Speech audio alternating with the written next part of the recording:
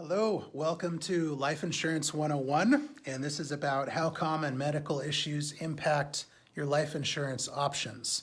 So I'm Chad McMahon with Protect with Insurance. I hope this is a helpful resource for you, and if you want anything added to this resource, please email us at hello@protectwithinsurance.com, and we'll add it to this, not to the video, but to the blog where this is going to go on our website, www.protectwithinsurance.com.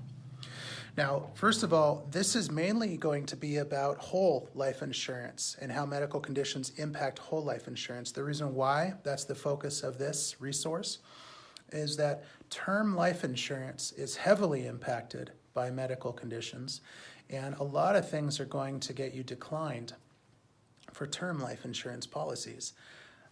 Now, a common exception for term life is going to be diabetes.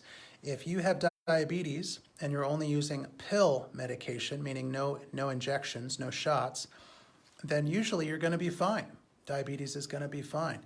If you have moderate or low blood pressure issues, if you have low, just minimal cholesterol issues, then you're probably going to be fine for term. However, there are some exceptions.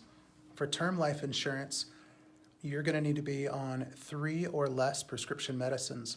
In a lot of cases, medications will get you declined, so it depends upon what those medications are. Now, for whole life insurance, also known as burial insurance, final expense policies, those policies are more lenient, and so they're going to be a lot more flexible with what you're going to be approved with in terms of medical conditions. So this kind of life insurance, if you have, let me go through the hot list first in terms of what's going to get you declined in almost every condition or every situation. First of all, memory-related issues such as Alzheimer's, dementia, other diagnoses for memory, any prescription medicines that you're taking for memory. Remember, this is prescription. If it's herbal, homeopathic, something like that, that's not going to impact you for life insurance. It's just if it's a prescription medicine. Okay. Also, if you have current cancer or cancer within the last 2 years, that's going to get a decline with most options for whole life insurance. If you have congestive heart failure, oftentimes Crohn's disease, if you have severe heart issues, and I'm not talking about blood pressure, but I am talking about if you've had recent heart surgery, recent being within the last 1 year to 2 years, depending upon what the issue was. If it's a major issue and it's related to the body failing somehow, then typically it's within 2 years. There are some exceptions. If it's, let's say, 14 months ago, you had a heart surgery, there are some exceptions that look out to a year, and that's all they look out to. So in that case, you can get approved for something that has no waiting period. It starts right away, and it's well priced. If you've had felonies or DUIs in the last 1 to 2 years, sometimes that's going to impact your policies too. Obviously, that's not medical related, but it's just good to be aware of. As far as your diabetes, if you have neuropathy along with diabetes, regardless of whether or not they've been diagnosed as being connected, just that you have them both, there are restrictions. For example, you're looking at a maximum life insurance coverage of $25,000 to $30,000, depending upon other health issues as well. And if you have depression and anxiety are very common. So if you have a diagnosis of depression or anxiety, you're probably fine. If it is severe depression, severe anxiety, bipolar, schizophrenia, these are becoming much more common issues today. And there are insurance policies you can get that start right away with no waiting period with these issues. Make sure you share everything with your agent so that they can find you the best possible match. Otherwise, you're just going to get declined. And the worst thing that could happen is you actually get approved, but you didn't share something. It's not in your application, or even worse, it's in your application, but it's marked no. Do you have this health condition? You mark no, and then there's an issue down the road with payment to your beneficiaries. So make sure that you're upfront about all of these things so you can get the best possible outcome. Now, if you have a pacemaker, also very common.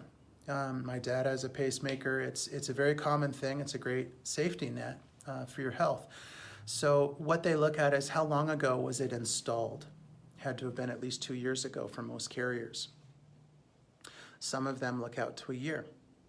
Again, it just depends upon your other health issues as well. Now, if you are using a wheelchair, or if you're using some kind of an electric scooter or something like that, tell your agent right away, because that's going to drastically improve, or it's going to drastically impact your options. Also, breathing oxygen. I'm not talking about nighttime breathing machine like CPAP or something like that. I'm talking about oxygen tanks that are next to you, and you've got breathing tubes in your nose, and you're breathing from this oxygen because you have severe COPD or you have something like that. If you have breathing oxygen, again, tell your agent up front, because that's going to eliminate 99% of options, and that agent should focus on that 1% to get you the best possible option, the lowest price, the best policy. So issues like that, you want to share that right away. If you've had strokes within the last 1 to 2 years, that can be an issue as well. So all of these things that I've said are issues. They don't mean automatic decline, but they certainly can. Some of these are much more severe than others to the insurance companies. Certainly things like wheelchair and breathing oxygen, those are considered very significant. And if you are between the ages of 50 and 80 and you have any of these medical conditions that get an automatic decline for all the carriers, your best bet is going to be to go with a guaranteed issue life insurance policy. Again, this is between ages 50 and 80. And the only problem with the guaranteed issue policies, they're actually fabulous for people that need them. The only problem with them is that if your death occurs within 2 years of starting that policy, it's a drastically reduced payout to your beneficiaries. That being said, once you pass that 2-year mark, it's 100% payout until death, as long as you keep making the payment, of course. So they are a great policy, and it's a great solution for people that don't quite qualify for the life insurance that they want, but it still is whole life insurance structured. They're great policies. So I highly recommend going that route if that's what you need to do, and assuming it's within budget. So I hope that this has been helpful. It's important that you reach out and you call us for a proper risk assessment. If you have concerns about your health, reach out to us, share your concerns, talk with one of our agents about your health so that we can kind of run it through and see what your options are, okay? And at least you can get some idea of cost and what you should get approved for. And just start with that. Just go from there. So I hope you're doing well. Stay safe. Good luck out there.